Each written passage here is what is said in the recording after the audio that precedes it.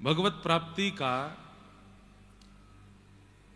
श्रेष्ठ साधन कलिकाल में श्रीमद् भागवत है और उन्हीं के आश्रय में प्रेम लक्षणा भक्ति, भाव लक्षणा भक्ति, ज्ञान लक्षणा भक्ति, वैराग्य युक्त भक्ति सब प्राप्त होती है।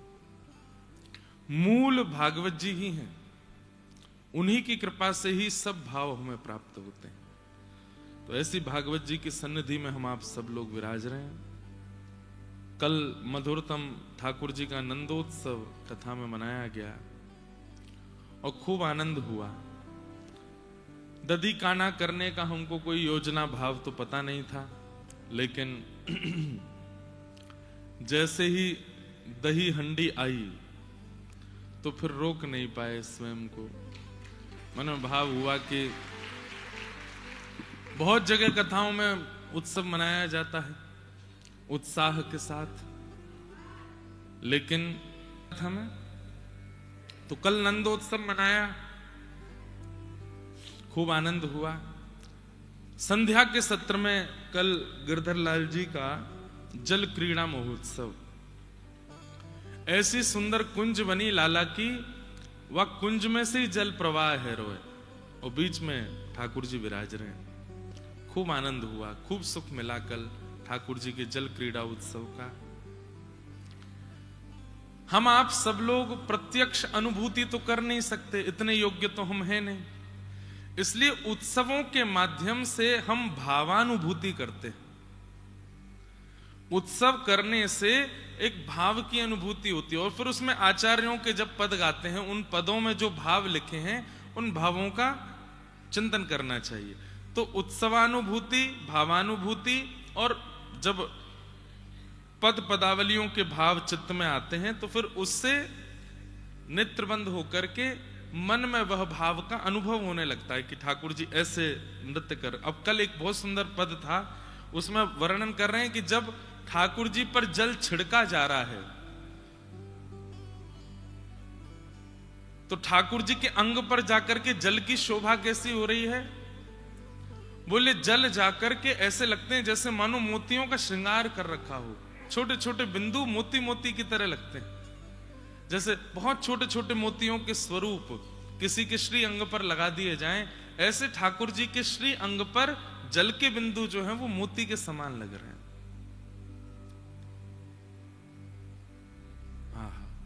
अभिनव जलधर सुंदर, ठाकुर जी का श्री अंग कैसा है, अभिनव जलधर। अभिनव मतलब भयंकर गहरे जल के समान ठाकुर जी का वर्ण है, और उसमें जब सामान्य जल छिड़का जाता है, यमुना जी का जल छिड़का जाता है, तो जल भी अपने आप को सौभाग्यवंत मानता है और श्री अंग पर जाकर के अपने अपने वर्ण को थोड़ा श्वेत कर लेता है।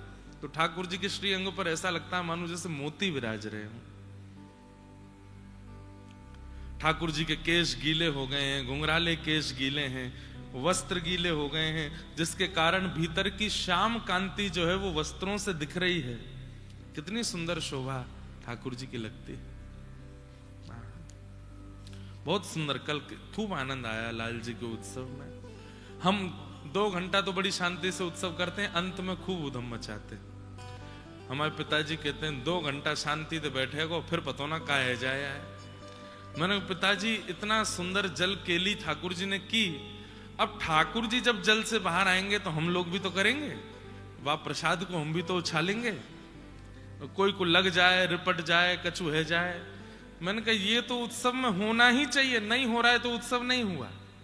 कोई रिपटा नहीं, गिरा नहीं, कोई लगी नहीं तो उत्सव का है बात को। लेकिन खूब आनंद हुआ। आज ठाकुर जी की रथ यात्रा है, शाम 5:30 बजे से रथ यात्रा मनो। आज वहां बैठने की व्यवस्था नहीं हो पाएगी, सब लोगों को चलते ही रहना पड़ेगा, क्योंकि जहां बैठने की व्यवस्था तो एक भी दिन नहीं है, लेकिन जब लगता है कि बहुत देर हो गई दर्शन करते करते फिर हम बैठवा देते हैं। पर आज उसी प्रीमिसेस में जहां सब बैठते हैं वहीं रथ यात्रा का क्रम लाल जी का होगा, तो उस भाव से आप लोग दर्शन करते रहिएगा। और कल नौका विहार होगा, अब नौका विहार में बड़ी असमंजस चल रही है। नीचे अगर घर में करते हैं तो बहुत बड़ी हौद बनानी पड़ेगी, खूब सारा जल लाने में दिक्कत नहीं है, पर इतना 1000 लीटर जल वहां भरना, फिर नीचे बेसमेंट है वहां से निकाल, उसकी भी योजना भी अभी बन रही है। सामान्य हम पर सरल उपाय यह है कि गौशाला में लाल जी का सरोवर बना हुआ है, वहां करने में हमको कोई दिक्कत नहीं है, लेकिन आप लोगों को पहुंचने में दिक्कत हो सकती है, क्योंकि अधिक मास चल रहा है, परिक्रमा बहुत चल रही है। कोई रिक्शा आदि आपको लेकर के जावे, पहुंच फिर भी गए, लौट के कैसे आएंगे? वो तो गांव है, एकांत है, वहां पे रिक्शा आदि चलते नहीं है। तो आज कथा के बाद तक कुछ ना कुछ निर्णय हो जाएगा कि कल नौका विहार कहाँ होगा। यमुना जी में भी करने का हमारा भाव था कि श्री यमुना जी में करते हैं, पर पिछले कुछ दिनों में यमुना जी में कुछ भाव ऐसे हुए कि अभी इतने वैष्णवों को यमुना जी पर लेके जाने का भाव नहीं बन पा रहा है। तो वैसे ही अच्छा, हमारे लाल जी का स्वरूप बड़ा हो तो यमुना जी में भी चल, सब किनारे बैठे हैं, लाल जी बीच में नौका विहार कर रहे हैं, सबको दिख रहे हैं, और वो है ही नेक्से से। यमुना जी में अकेले चले भी गए तो दिखेंगे नहीं आपको, तो इसलिए यमुना जी में भी नहीं कर रहे हैं। आज संध्या उत्सव में बता देंगे कि लाल जी के नौका विहार कहाँ होगा। बहुत सुंदर नौका विहार उत्सव करेंगे। कुछ प्रश्न मेरे पास आए, इनको कह के हम लोग नंदोत्सव, बाल लीला, गोवर्धन पूजा की ओर चलेंगे। आज थोड़ी देर के लिए श्री गिरधर लाल जी यहाँ 56 भोग आरोगने भी आएंगे। आज 56 भोग अन्नकूट को मनोरथ कियो है, और सबरी सामग्री गिरिराज जी से सिद्ध है कि आई है। हमारे गिरिराज जी के वैष्णव वहीं से सिद्ध करके लाए हैं, और खूब आनंद के साथ में लाल जी को आज 56 भोग मनोरथ होएगा। किन्हीं का प्रश्न है, अनन्यता कैसे प्राप्त हो? घर के विग्रह जी, फैक्ट्री और दुकान के विग्रह जी कैसे समझें? सबसे पहले तो विग्रह शब्द भूल जाइए, साक्षात लाल जी हैं, साक्षात ठाकुर जी हैं। विग्रह शब्द नहीं बोलना है। विग्रह कहकर के आप संकेत कर रहे हो कि आपके ठाकुर जी जो हैं वो पाषाण हैं, वो निर्जीव हैं, इसलिए विग्रह शब्द का प्रयोग मत कीजिए। आधी अनन्यता तो यहीं से शुरू हो जाएगी। फिर रही बात घर के, फैक्ट्री के, दुकान के, सब जगह के अलग अलग ठाकुर जी हैं, क्या भाव रखें, कैसे एक रस माने? एक रस मानने में कोई दिक्कत नहीं है। हमारे लाल जी यहाँ विराजते हैं, लेकिन चित्रपट में यदि कहीं किसी वैष्णव के घर में होते हैं तो वहां देख करके भी हम यही भाव रखते हैं कि वाह लाल जी हमसे पहले पहुंच गए, यहाँ पे बड़ी जल्दी आए हो। अच्छा, गरुड़ के वाहन पर चलते हैं ना, मन से भी तेज चलता है। तो एक बुद्धि रखनी पड़ेगी कि एक ही हमारे लाला हैं, वही चित्रपट के रूप में सब जगह विराजमान।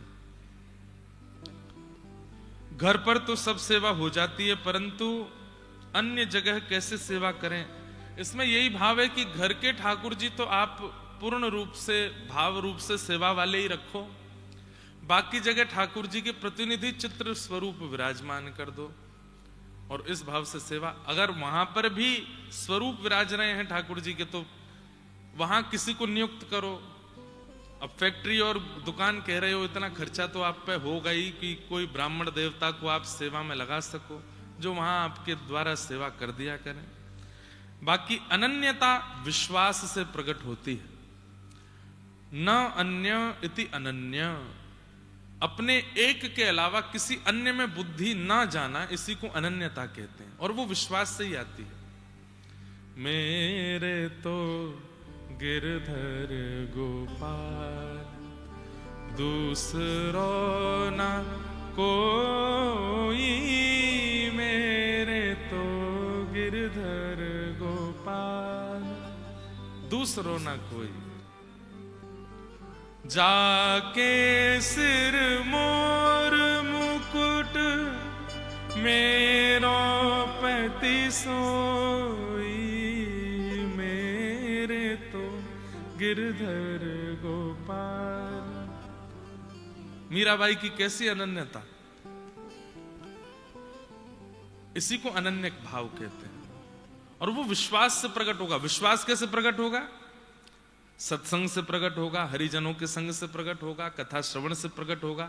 और कई बार जीवन में आई घटना और उस घटना के समय पर किया गया कीर्तन और उस कीर्तन से नष्ट हुई वो घटना विश्वास को प्रकट करती है। पर घटना की प्रतीक्षा क्यों करो, पहले से ही विश्वास रखो। दूसरा भाव, भगवान अपने भक्त का अपनी ओर कैसे खींचते हैं, उसके योग्य गुणों को, स्वभाव को देख के। रूप अष्टसखा गाते हैं, प्रीतम प्रीत ही सो पई है, यद्यपि रूप गुणशील सुधरता, इन बातन न रिझई है, प्रीतम प्रीत ही सो पई है। आपके चित्त का व्यवहार कैसा है, आपके अंदर प्रीति कैसी है, आपके अंदर प्रेम कितना है, आपके अंदर धन्यता कितनी है, आप सरल कितने हो, आपका स्वभाव मधुर कितना है, उससे ठाकुर जी रीझते हैं। अपने जीवन में होने वाली गतिविधियों पर आप क्या निर्णय लेते हो, उससे ठाकुर जी रीझते हैं। ये जो जीवन में कई बार संकट आते हैं ना, ये ठाकुर जी भेजते हैं जानबूझ के, देखूं तो सही कहां निर्णय लेगो।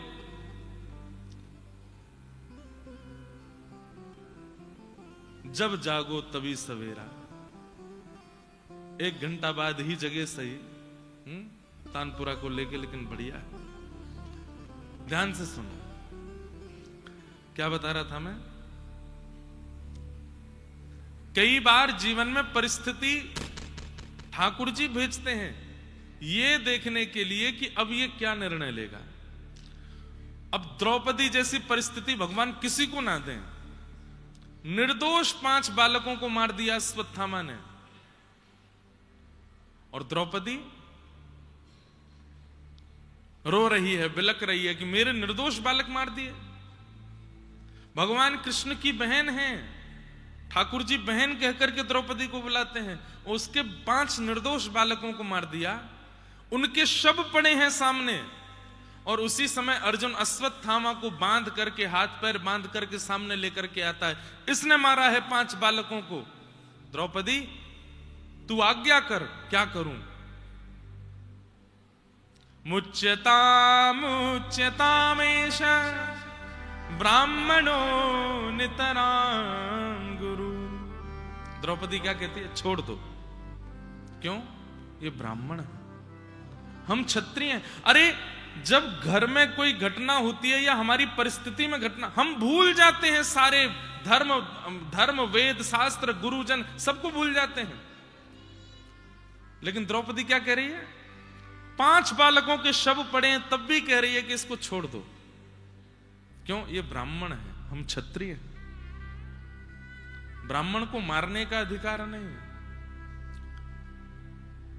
दूसरी बात, ये भी किसी मां का बेटा है, और बेटे के मरने पर मां को कितनी वेदना होती है। अर्जुन, मैं उस वेदना से निकल रही हूं, मैं नहीं चाहती कि वो वेदना कोई और मां सहे। ये कोई पिक्चर की एक्ट्रेस नहीं बोल रही है, साक्षात प्रत्यक्ष महाभारत की द्रौपदी कह रही है, और भगवान खड़े खड़े सुन रहे हैं। बालकों के शव सामने पड़े हैं, और द्रौपदी कितनी न्याय की बात कर रही है कि ये भी एक ठीक है, अपराधी को दंड मिलना चाहिए, लेकिन आपका उसके प्रति रुझान और व्यवहार कैसा है, ठाकुर जी ये देखते हैं। ये भी किसी मां का बेटा है। मैं वो वेदना उस मां को नहीं देना चाहती जिस वेदना में मैं स्वयं हूं, इसलिए इसको मत मारो। अर्जुन, इसको मारने से मेरे 5 बालक जीवित तो होंगे नहीं, फिर मार करके क्या फायदा। और अंतिम बात बोल करके तो मानो द्रौपदी ने पूरी सभा को अपना लिया। क्या? ये ब्राह्मण है, एक मां का पुत्र है, आदि आदि ये सब बात एक तरफ। जिस गुरु ने तुमको धनुष बाण चलाना सिखाया, ये उनका बेटा है। गुरु के अनंत उपकार हैं हमारे ऊपर। जिन गुरु की कृपा से अर्जुन तुम गांडीव धनुष उठा पाते हो, प्रत्यंचा चढ़ा पाते हो, उन गुरु का ये पुत्र है। क्या गुरु ऋण से तुमको भय नहीं लगता?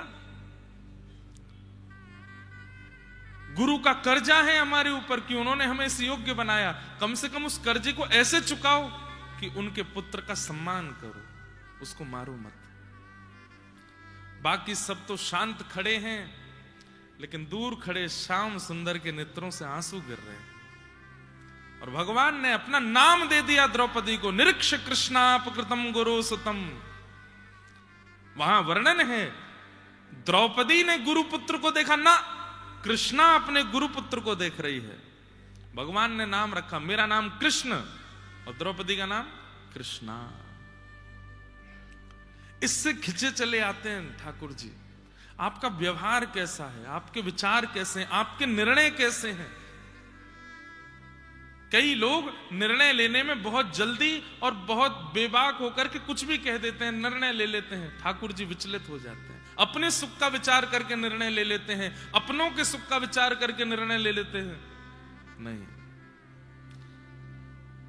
इन सब परिस्थितियों से ठाकुर जी खिंचते हैं। आपका व्यवहार, विचार, स्वभाव, इनको सुंदर बनाओ। लेकिन व्यवहार तो सुंदर बनाते नहीं, विचार सुंदर बनाते नहीं, मुंह पे लगाते रहते हैं कुछ ना कुछ। बाल सुंदर बनाओ, मुंह सुंदर बनाओ, आंखें ऐसी होनी चाहिए, नाक ऐसी होनी चाहिए। प्रियतम प्रीत ही सो पई है, यद्यपि रूप गुण शील सुधरता, इन बातन न रिझई है। तो कैसे खिंचे चले आते हैं, अपनी ओर कैसे खींचते हैं, बस इतना ही समझ लो, आगे का पता नहीं, समझ नहीं आया। हाँ, हमारा आपसे एक प्रश्न है। आप बता रहे थे कि सूरदास महाराज नेत्र बंद करके ठाकुर जी की लीला का अनुभव करते थे, पर जब मैं अपने नेत्र बंद करता हूं तो वो कुछ दिखाई नहीं देता। क्या इससे यह भाव है कि ठाकुर जी मेरे चित्त में नहीं है? और अगर लीला का दर्शन करना है तो कैसे करें? पहली बात,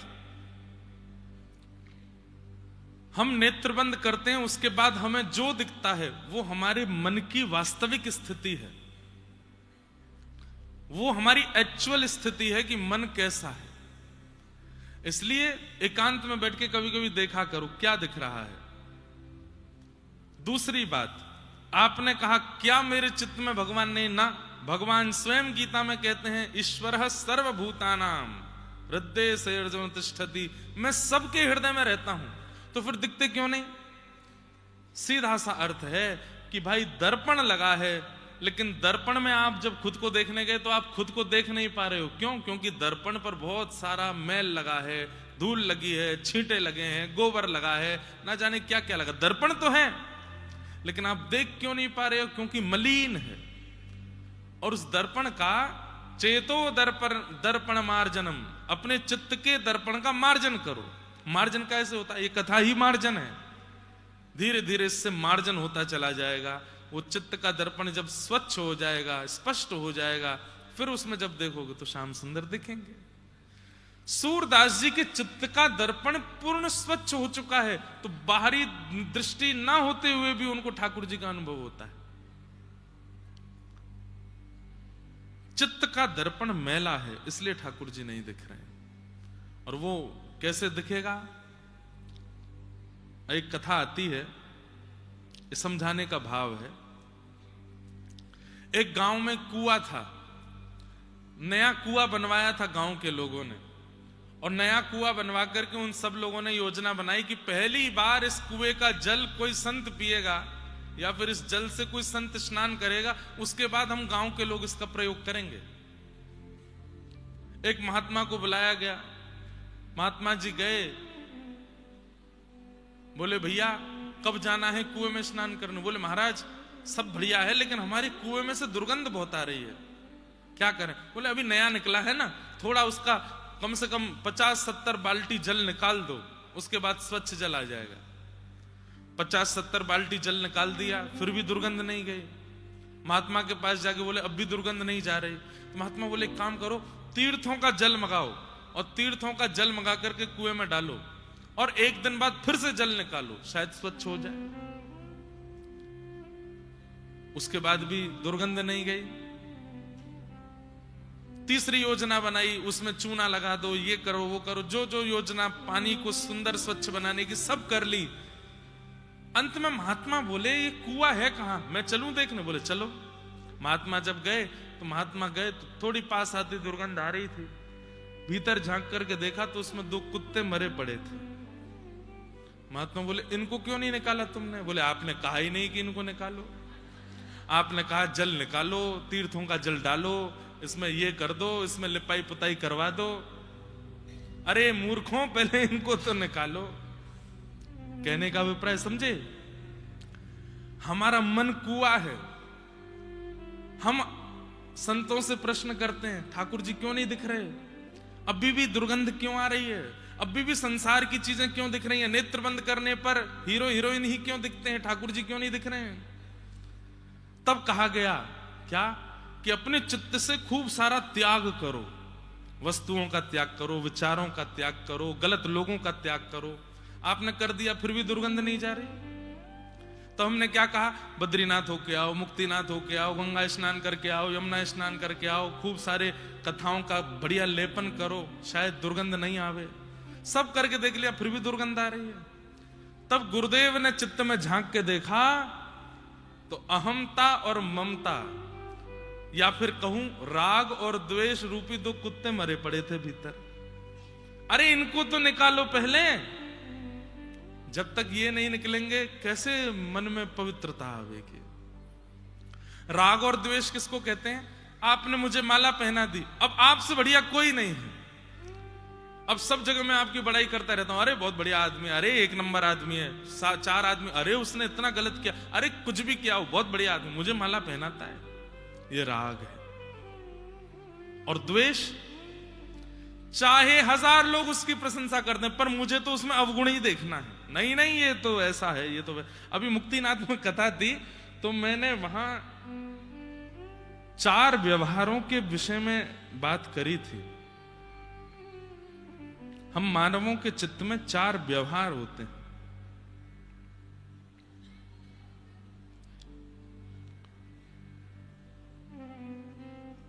बहुत सुंदर भाव था।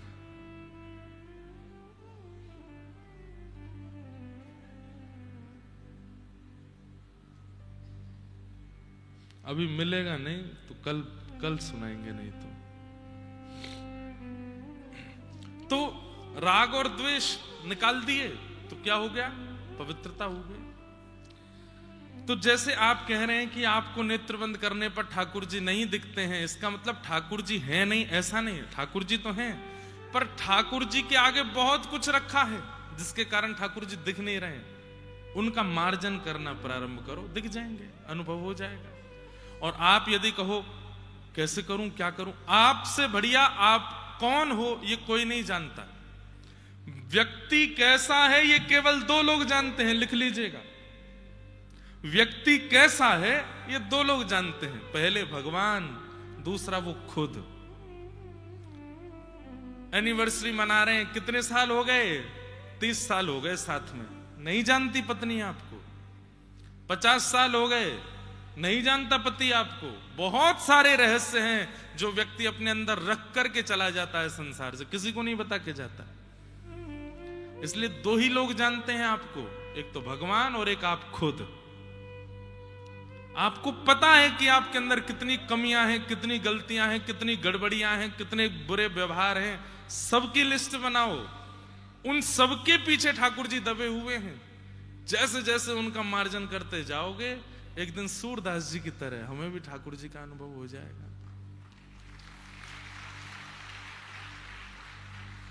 करिए।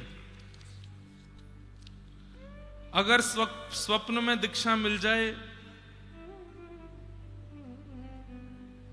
3-4 बार तो फिर क्या समझना चाहिए?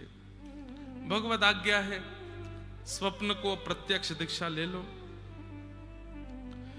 गुरुदेव आजकल मुझे हर व्यक्ति में दोष दिखाई देने लग गए हैं, जानते हुए भी कि मुझ में दोष कम नहीं है, और इसी वजह से अपराध बनता है।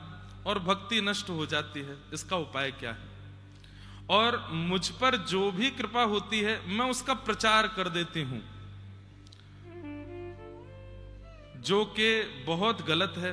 आप कथा में कहते भी हैं रस बताने से प्रेम घटता है, और प्रचार करने के बाद मुझे बुरा भी लगता है। यही सब कारण की वजह से भक्ति नष्ट हो रही है। गुरुदेव क्या करें? और किसी वैष्णव पर यदि कृपा होती है तो मन में ईर्ष्या का भाव आता है, इस बात से बहुत पीड़ा होती है। ये पत्र तो एक ने लिख के भेजा है, पर 90% लोग ऐसे ही हैं। और किसी वैष्णव, हाँ, और एक आखिरी बात, यदि कोई वैष्णव या ब्रजवासी ही कुछ गलत कार्य, गलत बात या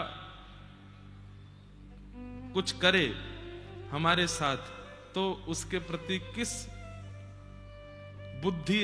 बुद्धि रखनी चाहिए? इन सब पर ही तो हम बात करते रहते हैं पूरे दिन। सब में दोष दिखना, अपने आप में गुण दिखना, अपने ऊपर होने वाले अनुभवों का प्रचार कर देना, ये सब आप स्वीकार कर रहे हैं, यहां लिख करके मुझे बता रहे हैं, लेकिन आपके स्वयं साथ नहीं घट रहा है। इसका मतलब क्या है? नाम आश्रय उचित रूप से नहीं, और आपका उद्देश्य भगवत प्राप्ति नहीं बना है। व्यक्ति का उद्देश्य यदि स्पष्ट हो जाता है ना कि मुझे ये प्राप्त करना है, तो उसे प्राप्त करने की जितनी योजनाएं होती हैं वो सब कर देता है। ये जिन्होंने पत्र लिखा है या ये व्यवहार जिनका भी है, उनका उद्देश्य स्पष्ट नहीं है। उन्हें ठाकुर जी की प्राप्ति करने से कोई अभिप्राय नहीं है, इसलिए ये सारी चीजें स्वीकार करने के बाद भी बनी हुई हैं। व्यक्ति को शुगर हो गया, डॉक्टर के पास गया, डॉक्टर ने कहा सुबह दोपहर शाम की दवाइयां खानी पड़ेंगी। जी, वो एक इंजेक्शन और लगता है, उसको पेट में लगाते हैं कई लोग, ये लगाना पड़ेगा। ठीक है, 6 महीना बाद दिखाना हमको, 6 महीने का कोर्स कर दिया है, ठीक हो जाओगे। ठीक है, अब वो गए, सुबह दोपहर शाम दवाई लेते हैं, खूब पेट में इंजेक्शन लगाते हैं, सब कुछ करते हैं। 6 महीने बाद गए, जैसे ब्लड टेस्ट हुआ, शुगर निकल के आई 450। डॉक्टर बोले अरे ये 6 महीना से दवाइयां कहां जा रही हैं? सब सुबह दोपहर शाम लेता हूं, इंजेक्शन भी लगाता हूं, सब करता हूं, फिर कैसे नहीं ठीक हुआ भाई? अच्छा अपनी दिनचर्या बताना। जैसे सुबह नाश्ता क्या करते हो? नाश्ते में बेड़ई, कचौड़ी, पूड़ी, जलेबी, और नाथद्वारा में क्या मिलता है? सुबह सुबह पोहा और वो क्या कहते हैं, पुदीना की चाय, पुदीना वाली चाय मिलती है। ये तो सुबह का नाश्ता है। दोपहर का भोजन क्या है? बोले दोपहर में इडली, डोसा, बड़ा पाव आदि आदि ये सब चलते हैं। और रात्रि को तो हम लोग घर में भोजन नहीं बनाते, बाहर से मंगाते हैं, पिज्जा, बर्गर। अरे दारी के तू कितनी दवाई ले ले फिर भी ठीक नहीं होएगा। क्यों?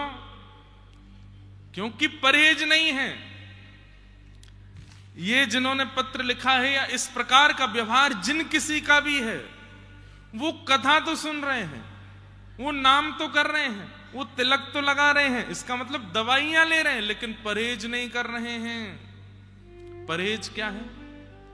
गलत स्थान पर नहीं जाना, गलत व्यक्तियों से नहीं मिलना, गलत खाना नहीं है, गलत पीना नहीं है, हर प्रकार की तजोरे मन हरि विमुखन को संग, जाके संग कुमति उपजत है, पड़त भजन में भंग, कहा होत पे पान कराए, विष नहीं तजत भुजंग, तजोरे मन हरि विमुखन को संग। मतलब औषधि तो ले रहे हो आप, कथा सुन रहे हो, स्वीकार भी कर रहे हो कि मुझ में ये सारे दोष हैं, तिलक स्वरूप भी लगाते ही होंगे, नाम जप भी करते ही होंगे, लेकिन परहेज नहीं कर रहे हो। परहेज ना करने के कारण ये दोष आ रहा है, और ये दोष अभी तक बना हुआ है। इसलिए परहेज करना भी प्रारंभ करो।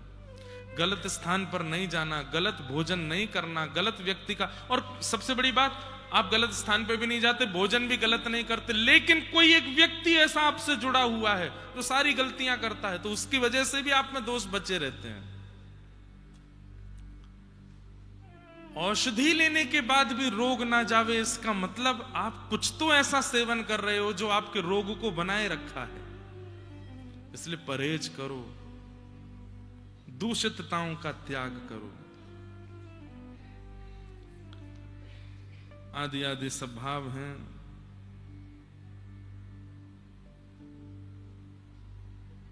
संसारिक जगत में ज्ञानी पुरुष बड़ा है या भक्त पुरुष, और इन दोनों में अंतर क्या है? ज्ञानी पुरुष बड़ा बेटा भगवान का, और भक्त पुरुष छोटा बेटा भगवान का। एक रूप में यहां पर ज्ञानी की बड़ाई हो गई है और भक्त की थोड़ी सी ये हुई है कि वो छोटा है। लेकिन अब एक रूप देखिए, मां जब बाजार जाती है तो बड़े को घर छोड़ जाती है, छोटे को गोद में लेके जाती है। क्यों? छोटे को नहीं छोड़ के जाऊंगी रोएगा, छोटे को नहीं छोड़ के जाऊंगी उपद्रव मचाएगा। बड़े को पूरे जिम्मेवारी देके जाती, तुम घर संभालना, आंधी तूफान आए खिड़की बंद कर देना, कोई डोरबेल बजाए तो खोलना नहीं, और वहां मैंने दूध रखा गर्म करने, उसको देखते रहना, टीवी मत चलाना, एसी बंद कर देना, लाइट बंद कर देना। बड़ा जो है वो जिम्मेवार है, इसलिए जिम्मेदारियां उसको दी जाती हैं। ज्ञानी पुरुष जिम्मेदार व्यक्ति है। ठाकुर जी की ज्ञानी पुरुष के प्रति क्या दृष्टि रहती है? अपना कल्याण कर लेगा। क्यों? शास्त्र पढ़ता है, गुरुजनों के पास जाता है, ग्रंथों का अवलोकन करता है, अपना कल्याण कर लेगा।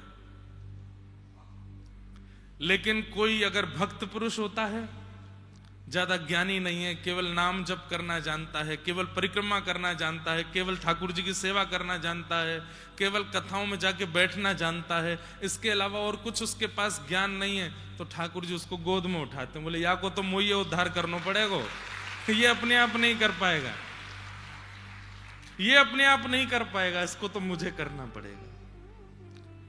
तो ज्ञानी भगवान का बड़ा पुत्र है और भक्त भगवान का छोटा पुत्र है। ज्ञानी भी भक्त होते हैं, पर कई होते हैं वो केवल भक्ति से काम और कुछ नहीं जानते। हम आप अधिकतर उसमें आते हैं भक्ति, लेकिन इससे ज्यादा फूलो मत, मेरा तो उद्धार भगवान करेंगे, नहीं।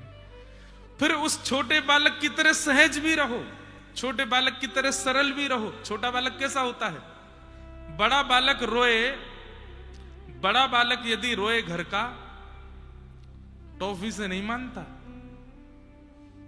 क्यों रो रहे हो? क्या चाहिए? बाइक दिलाओ मुझको, बाइक दिलवा दी। अब रो रहा है, क्यों रो रहे हो? गाड़ी दिलाओ मुझको, गाड़ी दिलवा दी। बड़ा व्यक्ति जब रोता है तो उसको बड़ी बड़ी चीजों से शांत करना पड़ता है, पर छोटा जब रोता है, कई बार टॉफी नहीं होती तो टॉफी के रैपर से भी शांत हो जाता है। चिर चिर चिर चिर कर दो ऐसे रैपर को, देख दे टॉफी, देखो शांत हो जाता है। तो छोटे हो, भक्त हो, तो सहजता में रीझना सीख जाओ, सहजता में मानना सीख जाओ, छोटी छोटी बातों पर शांत होना सीख जाओ। जिसके घर में मांसाहार भोजन किया जाता है, क्या वह तुलसी माला धारण कर सकते हैं? कर तो सकते हैं, पर थोड़ा ध्यान रखा जाए शुद्धि का। अगर रोज ही बनता है, बहुत ज्यादा ही है, तो फिर प्रयास करें कि जब तक घर में शांति ना हो जाए, घर कब्रिस्तान से पुनः भक्ति स्थान ना बन जाए, तब तक नहीं पहननी चाहिए। कब्रिस्तान कुछ गलत बोला मैंने? जहां पर मुर्दे गाड़े जाते हो उसको कब्रिस्तान कहते हैं। उससे भी बुरे वो घर जहां मुर्दे जला के खा जाए जाते हो, मरे हुओं को ही तो खाया जाता है। भक्ति की परिभाषा किसमें निहित होती है? विश्वास, भजन, पूजा पाठ, कर्तव्य प्रधानता। विश्वास। आपने जो बाकी के 3 लिखे, भजन, पूजा पाठ और कर्तव्य प्रधानता, अगर विश्वास नहीं होगी तो ये 3 बनेंगे ही नहीं। विश्वास से ही इन तीनों की पूर्ति होगी।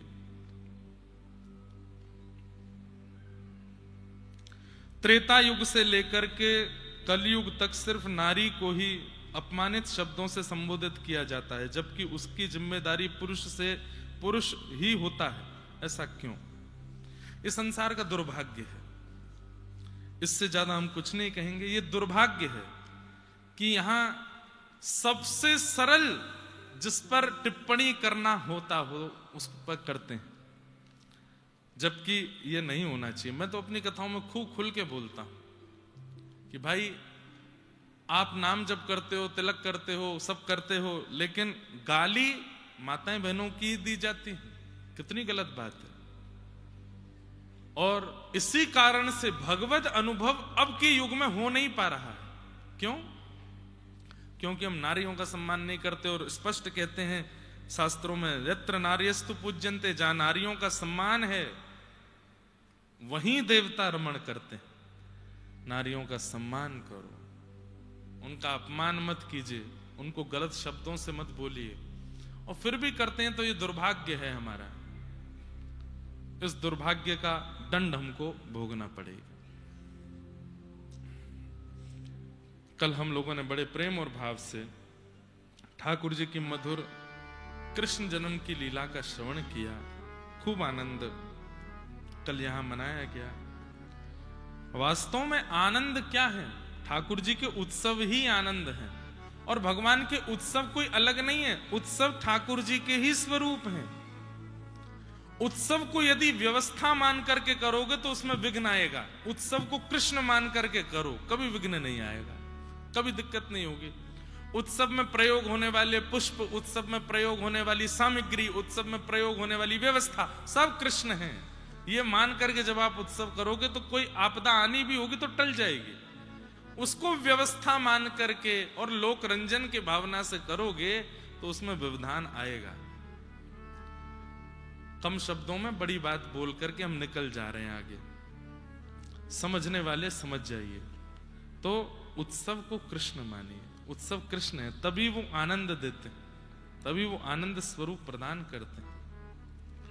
पूरे ब्रजमंडल में आनंद हो रहा है, सब गा रहे हैं, नाच रहे हैं, आनंद मना रहे हैं। नंदस्त्वात्मज उत्पन्ने जाता ह्लादो महामना, आहूय विप्रान वेदज्ञान स्नातः सुचिरलंकृत, वाचयित्वा स्वस्तेनम जातकर्मात्मजस्य वै, कारयामास विधिवत् पितृदेवार्चनं तथा। धनुनां नुयुते प्रादाद् विप्रेभ्यः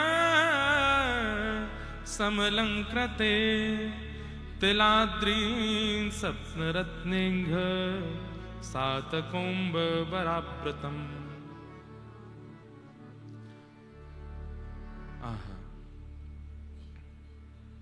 सात कुंभाम्बराव्रतान, कितना सुंदर वर्णन यहां पर कर रहे हैं।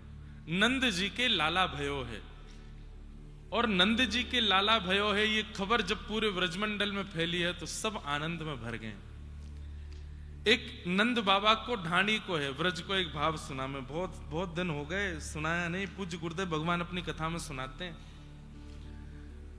नंद बाबा के यहां सब आनंद में भरे भरे हैं, सब उत्सव मना रहे हैं। ब्रजवासी एक दूसरे पर चढ़ चढ़ करके नाच रहे हैं, गा रहे हैं, उत्सव मना रहे हैं। कहीं दही छिड़की जा रही है, मक्खन छिड़को। अच्छा एक बात, दधी कांदा क्यों करते हैं? मैं इस बात का वैसे कई कथाओं में उल्लेख बता चुका हूं कि भाई ये इंस्टेंट उत्सव है, प्री प्रिपेयर्ड उत्सव नहीं है। प्री प्रिपेयर्ड उत्सव जब होते हैं तो उसमें व्यवस्थाएं सामग्रियों की कर ली जाती हैं, ये लुटाएंगे, ये करेंगे, ऐसे करेंगे। लेकिन इंस्टेंट उत्सव, जैसे ही पता चली नंद जी के लाला भयो है तो ब्रजवासियों के पास सबसे महंगी वस्तु क्या है? दूध, घी, दही, मक्खन। गोकुल में यही है सबके घरों में। तो लेकर के क्या करें? अत्यंत मूल्यवान दही आदि रत्नों को ही उड़ा रहे हैं, एक दूसरे पर डाल रहे हैं।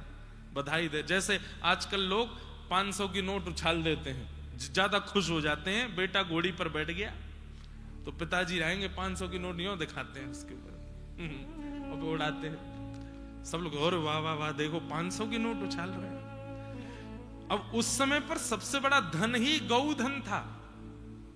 जब पता चली नंद जी के लाला भयो है तो ब्रजवासी अपने घर घर से लेकर के आए हैं और सब सामग्री एक दूसरे पर लुटा रहे हैं। उत्सव में बहुमूल्य वस्तु को उछाल दिया जाता है कि देखो मेरा मन कितना उदार मना हो गया कि मैं मूल्यवान वस्तु को भी उछाल रहा हूं। इसलिए दधी काना, मक्खन एक दूसरे के मुंह पे घुमा घुमा, एक बिना दांत वाली अम्मा वाकू जैसी पतो चरी कि भैया ये तो यहाँ पे सबरे दही उछाल लें, मक्खन उछाल लें। हमारे यहाँ ब्रज में जैसे सब जगह बोलते हैं क्या हुआ है, हमारे ब्रज में कहें कहा भयो है। तो वह मैया ने आकर के देखी माखन के मोटे मोटे जो है गोला एक दूसरे पे मारे जा रहे हैं, दही उछाली जा रही है। तो वहां ने बाहर आके पूछी कहा भयो है। जैसी माने की कहा, एक ग्वारा ने देख लियो, बोले कि ये मैया कछु बोरेगी। मुंह में एक भी स्टॉपर नहीं है, स्टॉपर मतलब दांत रोके वाले, नॉन स्टॉप भीतर जाएगा, बना के गोला एक मारो, गप से मैया के मुंह में गयो, सटाक से भीतर चलोगो, रुको भी नहीं, पूरे मुंह पे मक्खन लगो। मैया अपनी जीभ निकाल के चाटने लगी। अरे ब्रजवासियों बताए तो दो कहा भयो। अरे मैया तेरो मुंह चीकनो हैगो, यो ना पता चली कहा भयो, नंद जी के लाला भयो है। अब तो जैसे सुनी नंद जी के लाला, वो बूढ़ी मैया भी नृत्य करने लगी, आनंद में भर गई। ऐसे लाला तो रोज ही होयो करें भैया, हमारे ब्रज में ऐसे लालन की बाढ़ आ जाए। ऐसे आनंद में भर गए सब। लेकिन एक बहुत भावुक और गुप्त प्रसंग है, व्रज भाषा में गाया जाता है। नंद जी के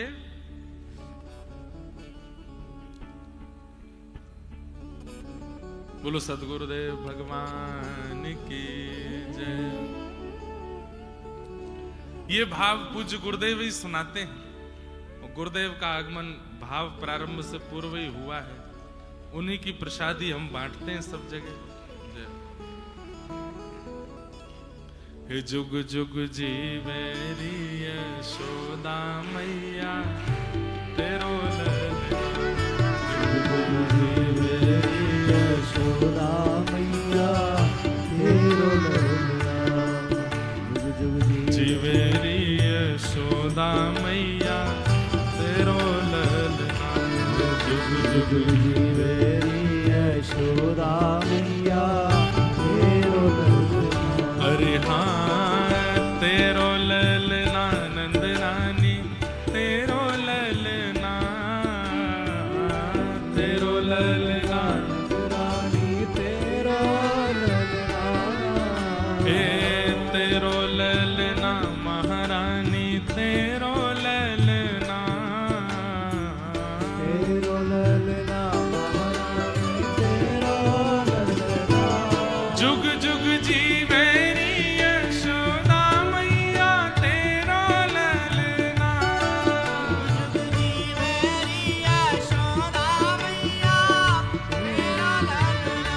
अरे जुग जुग जीवेरी यशोदा मैया तेरो ललना। जीवेरी यशोदा मैया तेरो ललना। अरे बड़े भागते यशोदा मैया ऐसो सुत दिन जायो। बड़े भागते यशोदा मैया, हाँ बड़े भागते यशोदा मैया ऐसो सुत दिन जायो। यशोदा मैया ऐसो हे पूर्ण ब्रह्म जगत को स्वामी सोते ने गोद खिलायो। पूर्ण ब्रह्म जगत को स्वामी, हाँ पूर्ण ब्रह्म जगत को स्वामी सोते ने गोद खिलायो। पूर्ण ब्रह्म हरिया तू मगवा दे पलनवा तेरो ललना। या तू मगवा दे पलनवा तेरो ललना। हे जुग जुग जीवेरी यशोदा मैया तेरो ललना।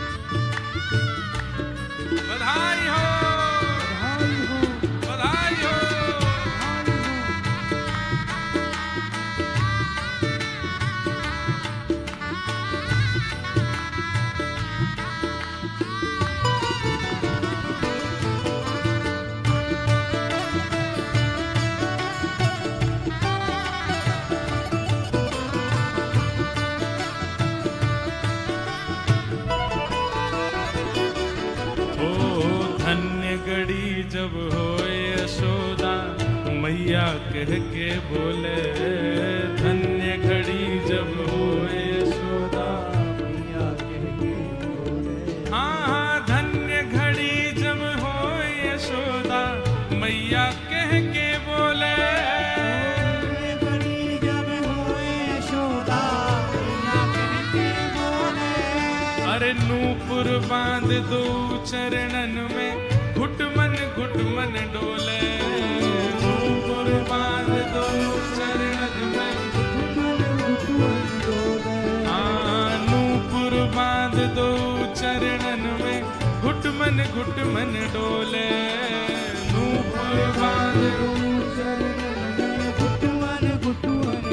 अरे पकड़े बाबा की उंगलिया तेरा ललना, पकड़े बाबा की उंगलिया तेरा ललना। हाँ पकड़े बाबा की उंगलिया तेरो ललना, बाबा की उंगलिया तेरा ललना। हे जुग जुग जी मेरी यशोदा मैया तेरो ललना, मेरी यशोदा मैया तेरा ललना। अरे हाँ तेरो ललना नंद रानी तेरो ललना,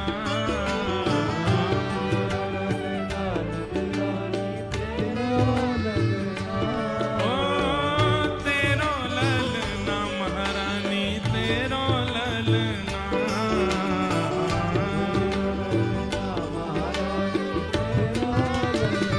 हे जुग जुग आ युग युग, हे युग युग जी मेरी यशोदा मैया तेरो ललना, मेरी यशोदा मैया तेरा ललना। हे जुग जुग जी मेरी यशोदा मैया तेरो ललना, मेरी यशोदा मैया तेरा ललना। हे नंद घरा नंद भयो, कन्हैया लाल की नंद घरा नंद भयो, कन्हैया लाल की हे नंद जी के लाला भयो, कन्हैया लाल की हे यशोदा के लाला भयो, कन्हैया लाल की हे जगत प्रतिपाल भयो, कन्हैया लाल की हे जगत प्रतिपाल भयो, कन्हैया लाल हे नंद घरा नंद भयो, कन्हैया लाल की हे नंद घरा नंद भयो, कन्हैया लाल आनंद घरा नंद भयो, कन्हैया लाल ओ नंद घरा नंद भयो, कन्हैया लाल जुग जुग जी मेरी यशोदा मैया तेरा ललना, यशोदा मैया तेरा ललना। हाँ जुग जुग जी मेरी यशोदा मैया तेरा ललना,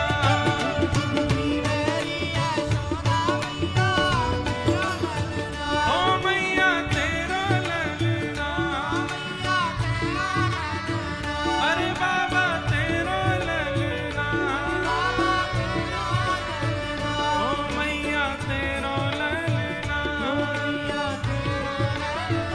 अरे बाबा तेरा ललना, ओ मैया तेरा ललना, अरे बाबा तेरो ललना, हे मैया तेरो ललना, हे मैया तेरो ललना,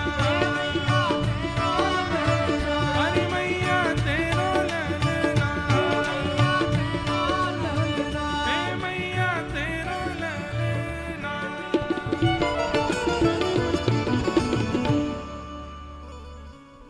धन्य घड़ी जब होए यशोदा मैया कह के बोले, नूपुर बांध दो चरणन में, घुट मन डोले। नूपुर बांध दो चरणन में, घुट मन डोले। पकड़े बाबा की उंगरिया, तेरो लहलना। पकड़े बाबा की उंगलिया, तेरो लहलना। ऐसे लाल जी के मधुर उत्सव मनाए जा रहे हैं। अब हम सुनाने तो वाले थे ढांडी लीला, लेकिन अब फिर कभी सुनाएंगे। खूब सुंदर मधुर भाव है। ठाकुर जी 6 दिना के भय और एक राक्षसी गोकुल में आई है, जाको नाम है पूतना। पूतना नाम का अर्थ क्या है? पूत माने पवित्र और ना माने जो नहीं है। जिसका चित्त पवित्र नहीं है, जिसकी भावनाएं पवित्र नहीं है, जिसकी मनस्थिति पवित्र नहीं है, उसको पूतना ही कहते हैं। और कई लोग ऐसे होते हैं, वो आपके मुंह पर ऐसा दिखाएंगे आपके सबसे बड़े शुभचिंतक, लेकिन पीठ पीछे आपका कुछ भी खराब करने में छोड़ते नहीं है। वही पूतना। पूतना ने क्या किया है? तो पूतना राक्षसी, लेकिन रूप बदल करके आई है। रूप बदल करके आई। रूप बना करके तो ऐसी आई है कि जैसे लाला को कितना खिलावेगी, कितनो प्रेम देगी, कितनो स्नेह देके जावेगी, लेकिन वास्तविक में पयोधर में विष लगा के आई है मारने के लिए। ये पूतना है। और ऐसे संसार में अनेक पूतनाएं हमारे आसपास भी घूमती रहती हैं, जो बनते ऐसे हैं कि हमारे शुभ चिंतक हैं, लेकिन बिल्कुल नहीं है।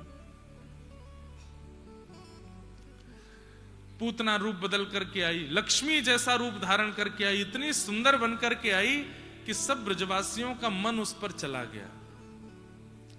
सब देख करके कहने लगे, अरे कितनी सुंदर है, कितनी मनोहर बन के आई है, कितना सुंदर या को रूप है, कितने सुंदर या के वस्त्र कितने बढ़िया हैं। जैसे ही पूतना पहुंची, सब ब्रजवासी उस पर मोहित हो गए। नंद भवन का मार्ग पूछ रही है, तो उसके रूप आवरण को देख करके कोई रोक भी नहीं रहा है। सब कह हाँ हाँ ऐसे जाओ, यहां से जाओ। 2 यमला अर्जुन के वृक्ष जिस आंगन में है वो ही नंद भवन है। और पूछती पूछती उत्सव के बीच में सबके उत्सव को भंग करती हुई पहुंच गई नंद भवन। जितने लोग उत्सव में नाच रहे गा रहे थे, सब एक बार को उत्सव गान छोड़ करके उसकी ओर देखने लगे। आहा क्या रूप है, क्या सुंदरता। एक ब्रजवासी तो दौड़ो दौड़ो मैया के पास गयो, मैया तू बहुत दिनाते पीछे पड़ रही, ब्याह कर ले ब्याह कर ले। ढूंढ ली मैंने बहू, कहाँ है? बोले वो आ रही है। यही तो करूंगा मैया ब्याह। गोपी बोली तेने अपना मुंह देखो है, कितनी सुंदर है वो। अरे मैया तूने एक बात तो चला, इतनी सुंदर बन के आई। हमारा कोई भी गुण यदि किसी के भजन में विक्षेप डाल रहा है तो वो गुण योग्य नहीं है।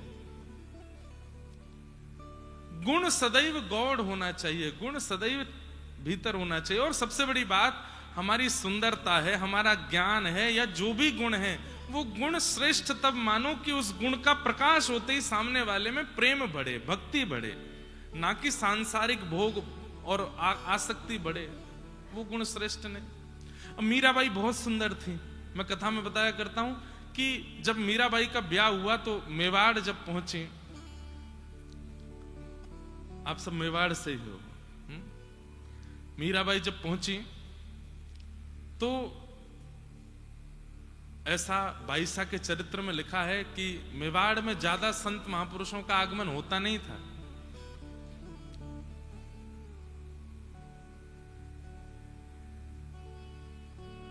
भोजराज राजा कुंवर भोजराज जिनसे ब्याह हुआ, वे रोज देखते हैं कि उनके राजभवन के बाहर इतने संत महात्माओं की भीड़, और सब केवल एक ही जगह खड़े रहते हैं। कहां? जहां से मीराबाई के कक्ष की खिड़की दिखाई देती है, सब ऐसे ही देखते रहते हैं। बाईसा जब सूर्य अर्घ देने के लिए अपने खिड़की पर आती, और जैसे ही खिड़की खोलती, सब महात्मा महापुरुष बड़े बड़े जपी तपी सन्यासी सब ऐसे भुजा उठाकर जय हो जय हो जय हो बाईसा को देखते थे। तो एक दिन भोजराज गए और जाकर के बोले,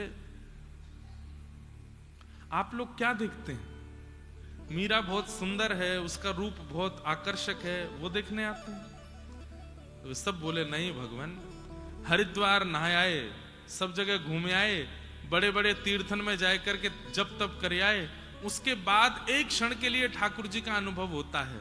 लेकिन बाईसा का रूप ऐसा है कि एक बार देख लें तो घंटों तक ठाकुर जी का अनुभव होता रहता है। इनका रूप देख करके भजन में मन लगता है, इनका सौंदर्य देख करके वृंदावन की याद आती है, इनकी रूप माधुरी को देख करके नेत्र सजल हो जाते हैं।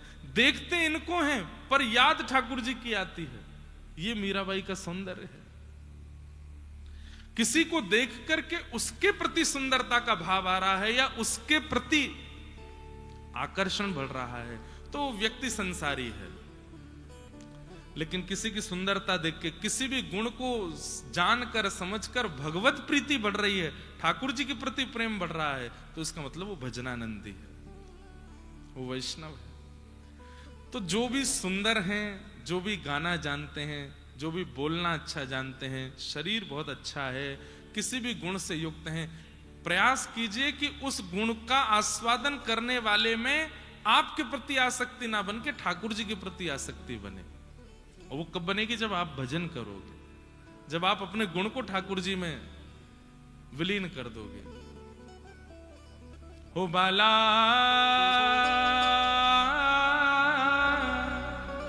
मैं बैरागन हूंगी, मैं बैरागन। क्यों हूंगी बैरागन? जिन भेषा मेरो सावरो रीछ, जिन भेषा मेरो सावरो रीछ, मैं सोही भेष धरूंगी। हो बाला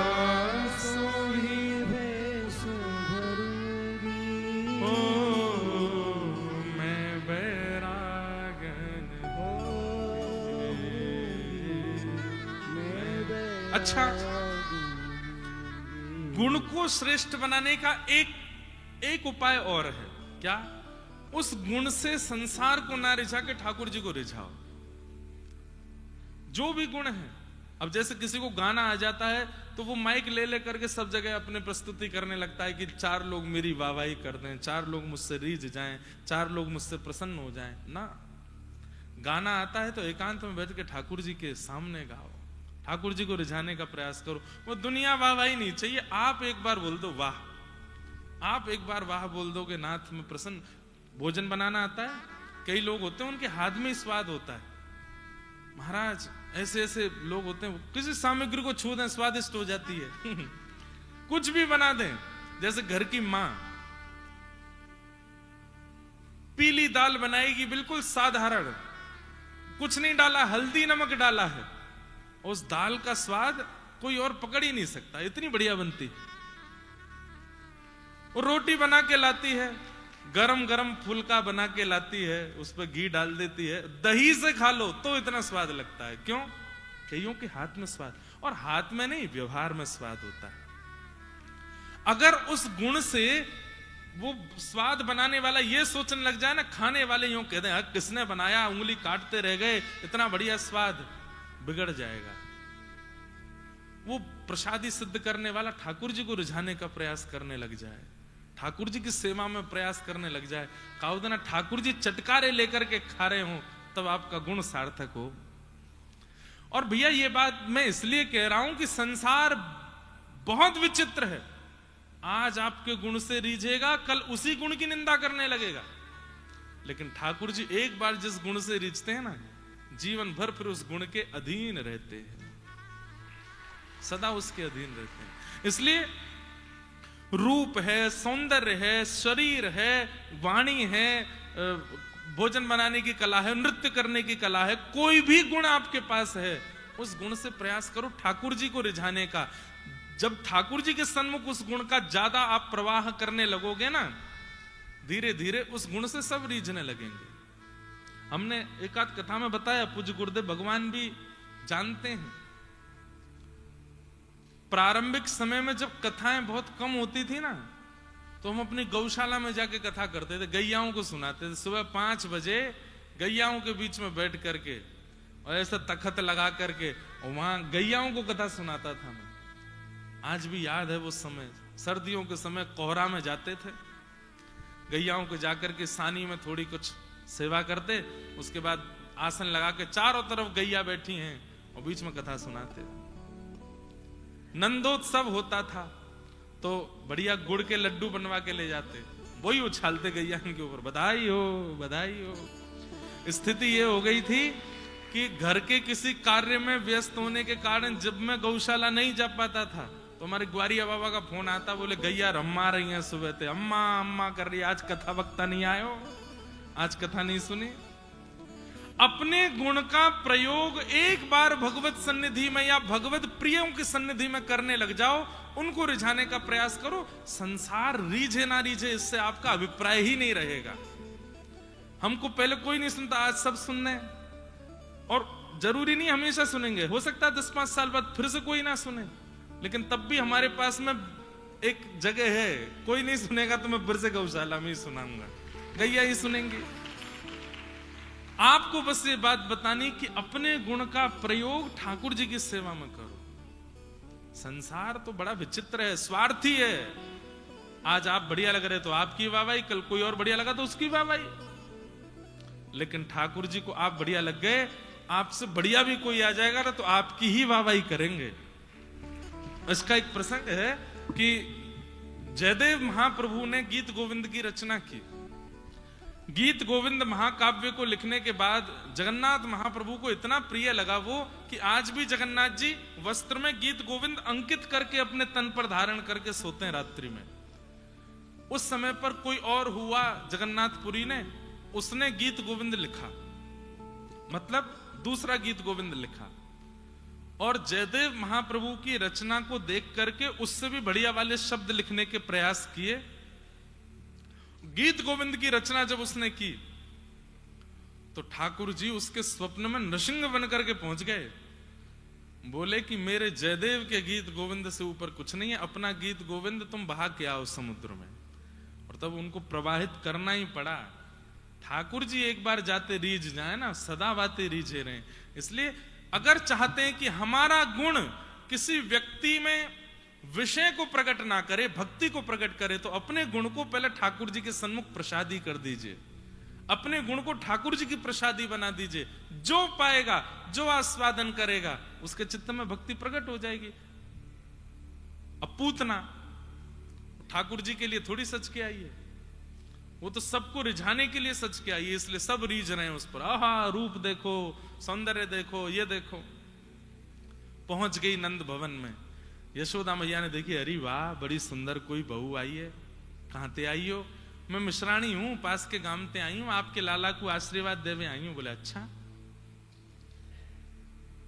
लाला को गोद में दे दियो। अब लोगों ने कई प्रश्न किए, बोले महाराज जी पूरे ब्रजवासियों ने पूतना को नहीं पहचाना, ये तो समझ आते, भगवान की मैया यशोदा जी नहीं पहचान पा रही है कि ये पूतना है? नहीं, यशोदा जी पहचान रही है कि ये पूतना है, ये राक्षसी है। पर यहां पर यशोदा मैया आचार्य का प्रतिपादन कर रही है। आचार्य भाव क्या है? येनम रक्ष जगन्नाथ बहुजन्मापराधकम। आचार्य का स्वरूप क्या होता है? सामने आए हुए दीन के लिए भी ठाकुर जी से प्रार्थना करते हैं कि नाथ ये बहुत दीन है, बहुत अपराधी है, इस पर कृपा करो। यशोदा मैया आचार्य है। यशोदा मैया ने जब देखा कि पूतना इतनी भीतर तक आ गई है और इतनी भीतर आकर के भी ठाकुर जी का आस्वादन नहीं कर पाई, ठाकुर जी की शरणागति नहीं कर पाई, तो कालांतर में लोगों के चित्त में कहीं अविश्वास ना आ जाए कि इतने प्रयास करके भी ठाकुर जी के पास पहुंच करके भी पूतना लौट जाती। तो हे नाथ, इतने समीप आ गई है, इस पर कृपा करो। तो ये आचार्य भाव प्रकट हुआ है यहां पर यशोदा मैया का। जैसे ही लाला दिए पूतना की गोद में, आचार्य तो अपना काम कर रहे हैं, पर ठाकुर जी अपनी लीला कर रहे हैं। क्या? छोटे से 6 दिना के लाला ने अपने छोटे छोटे हाथन से अपने नेत्र बंद कर लिए।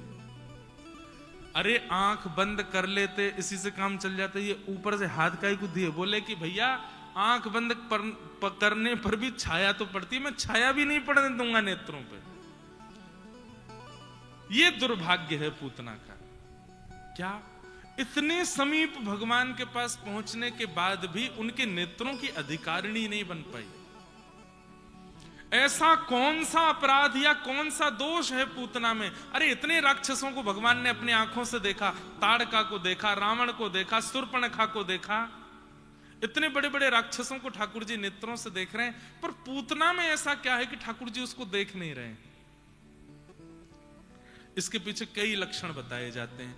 उन लक्षणों से आपको बचना है। ये दुर्लक्षण है, ये अगर आपके अंदर आ गए तो ठाकुर जी आपको देखेंगे नहीं। सबसे पहला, रूप परिवर्तन। हम जैसे हैं वैसे ठाकुर जी के सन्मुख जाएं। व्यवहार विचार यदि दूषित भी हैं तो ठाकुर जी के सामने जाकर के प्रार्थना कर दो। कौन कुटिल खलकामी मौसम, जो तन दियो ताहि बिसरायो। सूरदास जी कह रहे हैं, मैं कुटिल हूं, मैं कामी हूं, मैं क्रोध। अपने स्वरूप का वर्णन कर दो ठाकुर जी के आगे जाकर के, स्पष्टता प्रस्तुत कर दो। छिपाओ मत या बदलो मत, जैसे हो वैसे रहो। रूप परिवर्तन पहला दुर्गुण। राक्षसी है लेकिन सुंदरी बनकर के आई है, लक्ष्मी बनकर के आई है पूतना। दूसरा अवगुण पूतना का क्या था? चलो तुम सुंदरी बनकर के आई, तुम रूप बदल करके आई, बात ठीक थी, लेकिन मेरे कीर्तन उत्सव में व्यस्त सब ब्रजवासियों को तुमने अपनी ओर आकर्षित कर लिया। मेरी सेवा में जो लगा है, मेरी सेवा में जो व्यस्त है, उसको यदि कोई अपनी ओर आकृष्ट करता है तो ठाकुर जी कहते हैं मेरे नेत्रों के अधिकार से वो छूट जाता है। आप कथा सुन रहे हो, आप परिक्रमा कर रहे हो, आप भगवत सानिध्य में हो और किसी कारणवश आपका भजन छूट रहा है, वो कारण ठाकुर जी को प्रिय नहीं। इसलिए आप सबसे भी प्रार्थना, किसी के भजन में कभी विक्षेप मत डालो, प्रतीक्षा कर लो, इसका भजन पूरा हो जाए उसके बाद बात करेंगे, इसकी सेवा पूरी हो जाए उसके बाद कुछ कहेंगे। बीच में विक्षेप डाल करके उसका मन यदि अपनी ओर खींचा तो आप पूतना हो। तो दूसरा अवगुण क्या है पूतना का? वैष्णव भक्ति में विक्षेप डाल रही है पूतना। ये दो अपराध पूतना के, जिनके कारण ठाकुर जी उसको देख नहीं रहे। अनेक कारण बताए गए ठाकुर जी ने नेत्रबंद क्यों किए। एक बहुत सुंदर कारण यह भी है कि ठाकुर जी ने नेत्रबंद करके महादेव का ध्यान किया और कहा, महादेव हम तो अभी 6 दिन आके हैं, दूध घी दही मक्खन खावे आए हैं, और जो मौसी हमको विष पिलावे आ गई है अभी ते कालकूट। अब मुंह को विष पीवे को तो अभी अभ्यास ना है, तो आप मेरे चित्त में आए के बैठ जाओ, मैं जब या को दूध पीऊंगा तो विष विष तुम पी जाइयो, दूध में पी जाऊंगा। महादेव का स्मरण कर रहे हैं। और सबसे सुंदर उदाहरण, आहा अहो बकीयम स्तन कालकूटम जिघांक्षयापायदप्य साध्वी लेभे गतिं धातृचितां ततोन्यं कंबादयालुं शरणं व्रजेम। भगवान ने नेत्र बंद करके वैकुंठ पहुंच गए और वैकुंठ में जाकर के आज्ञा करी, बोले आज्ञा तैयारी करो। बोले क्या हो गया नाथ, कौन आने वाला है वैकुंठ में? बोले यशोदा मैया का कक्ष कहां है, यशोदा मैया की पदवी स्थान कहां है? बोले उसकी तैयारी करो। सब वैकुंठ वाले घबरा गए, यशोदा मैया आ रही हैं? बोले यशोदा जी नहीं आ रही हैं, यशोदा की पदवी पर हम पूतना को भेज रहे हैं। वैकुंठ वालों ने सिर पकड़ लिया, बोले पूतना को यशोदा जी का स्थान क्यों दे रहे हो आप? ठाकुर जी बोले यशोदा मेरी मैया है, वाके काजे तो पूरा वैकुंठ है, लेकिन मेरे परिकर के स्थान, ठाकुर जी जब अवतार लेते हैं तो उनके परिकर का स्थान वैकुंठ में नियुक्त होता है कि जब जब परिकर आएंगे तो उनको ये स्थान देना है। तो यशोदा मैया का स्थान नियुक्त कर दिया। बोले कौन? पूतना आएगी। क्यों? पहले भगवान ने दोष देख करके उसको दर्शन नहीं दिया, उसको देखा नहीं, ये तो पहली बात। लेकिन अपनी कृपालुता कैसे छोड़ सकते हैं ठाकुर जी? वो दीन बंधु हैं, वो कृपालु हैं। इतना करने के बाद भी पूतना पे दया कर रहे हैं। बोले क्या, इसका पयोधर हम पिएंगे, और पयोधर पान करके जब इसका वध करेंगे तो मृत्यु के बाद ये वैकुंठ आएगी, यशोदा मैया के स्थान पे बैठेगी। बोले क्यों, मारने आई है आपको, वैकुंठ भेज दीजिए, पर यशोदा मैया के स्थान पे क्यों? ठाकुर जी बोले हमको इसका मारने का तरीका बहुत बढ़िया लग रहा है हमको। कोई अस्त्र से मारता, कोई शस्त्र से मारता, कोई बाण से मारता है, कोई तरीके, ये मैया की तरह वात्सल्य भाव प्रकट करके मारने आई है, इसलिए मैं इस पर बहुत प्रसन्न हूं। इसको यशोदा मैया की गति देनी है। कम्बा दयालु, कितने दयालु हैं ठाकुर जी। पहले अवगुण देख करके उसको दर्शन, आंख बंद कर ली, लेकिन तुरंत ठाकुर जी का गुण प्रकट हो। एक क्षण बाद ही ठाकुर जी ने वैकुंठ में जाके व्यवस्था कर दी। बोले उसको भी यहां भेजेंगे। कई बार हम लोग कह देते हैं कि श्री जी अवगुण नहीं देखती, लेकिन ठाकुर जी देखते हैं। इतनी ज्यादा बुराई भी नहीं करनी चाहिए। ठाकुर जी ठीक है, पहले पहले कभी अवगुण देखते हैं, लेकिन ठाकुर जी की आदत है, स्वभाव है गुण देखना, और अवगुण होते हुए भी उस पर कृपा करना, वो स्वभाव है ठाकुर जी का।